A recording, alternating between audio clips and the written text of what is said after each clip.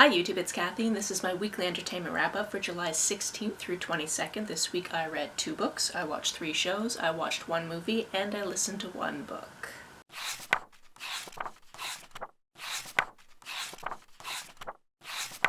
You can definitely tell it's summer because I'm in a tank top, and I don't usually do that to film. Also, I'm almost always in a tank top because I'm currently doing a fitness challenge, and I'm like 22 days into it, and it's 75 days, so I'm pretty much always in a tank top because it's summer and working out all the time. The first book that I finished this week was a non-fiction book called Last Call, A True Story of Love, Lust, and Murder in Queer New York by Elon Green. At least I'm pretty sure that's how that subtitle went. I returned it to the library the other day, so I don't have it in front of me. This is a non-fiction true crime book about the last call killer, who is somebody who is killing gay men in New York or in and around New York in the 1990s. And what I really appreciated about this book is before we learned everything to do with the killer, we went through all of his victims, or at least all of the victims we know about, because there's quite the chance that there were many more of them that we just don't know about because those bodies weren't discovered the same way these bodies were. I always appreciate when true crime writers humanize the people who are victimized in these cases and really get to know those people,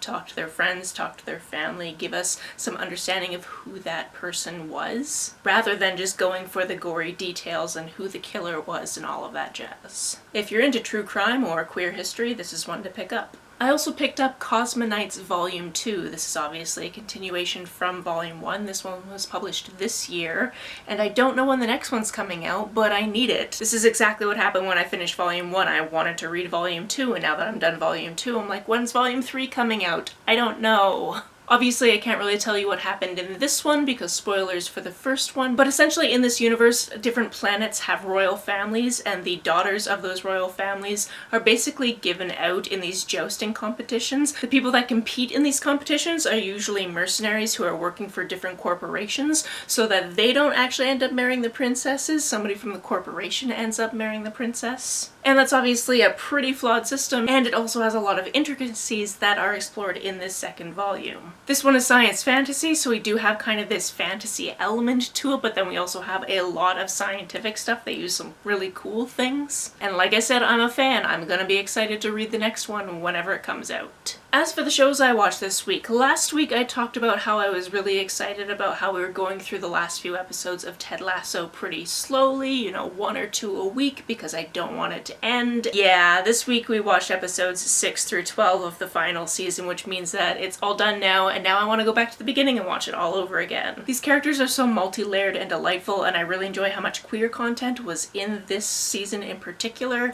and I really enjoy that I know that at least one of the staff writers that was brought on for this season is a queer writer, because I've been following his stuff for ages and I really enjoy his work, and I don't know anything about the other staff writers, but I am very excited that at least this one was brought on because he definitely needed for the things that were happening in this season. If you know me, you know I don't care about sports, but give me a sports narrative and I'm there, and it's just the team working together and all these different things that we don't have all the answers to. But that's okay, because I can still dream about it, and I can go back to the beginning and see the character growth through all of these different people. My roommates and I have also been putting off watching the 3rd season of The Boys. It always feels like it was only a few months ago that it was actually put out, and no, it came out over a year ago, so we're really behind. But we watched the first 3 episodes of the 3rd season, and my goodness, so much happened in the first 2 seasons that I have completely forgotten. So even though we watched a recap, things would be happening now, and they'd talk about things that happened previously, and I'd be like, oh yeah, that happened. Well, shit. I won't say I'm not enjoying it, but I think I would enjoy it better if I watched all of these episodes closer together, so I really remembered all of the things that happened, because occasionally there's characters that I'm like, why do we know that character? What do we know about that character?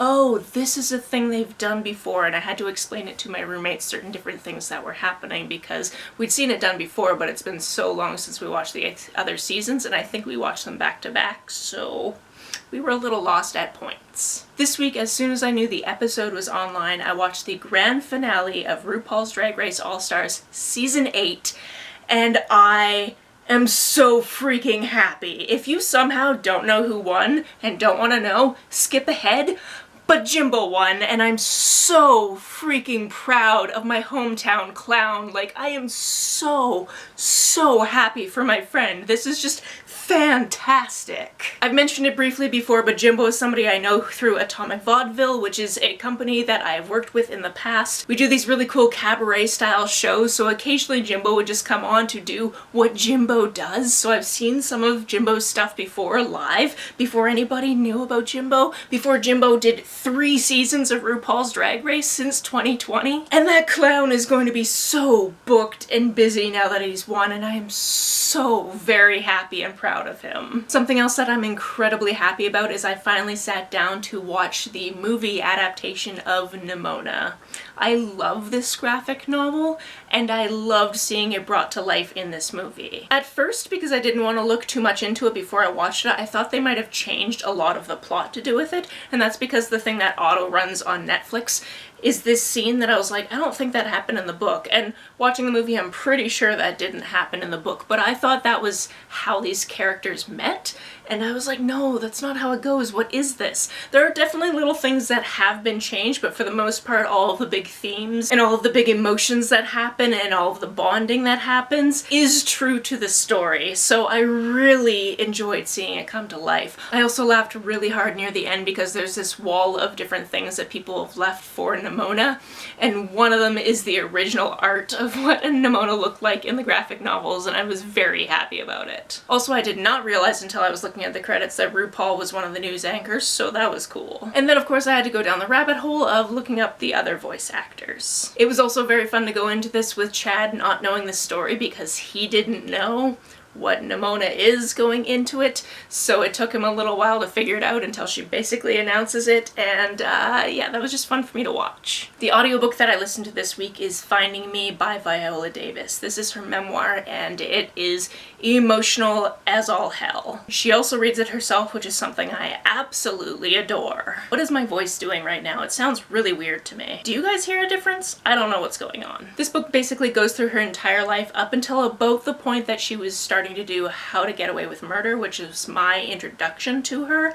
And one of the things she talked about in this book was her particular casting in that role and how people didn't think it was going to work because of the way we think of dark-skinned black women in society and in roles in media.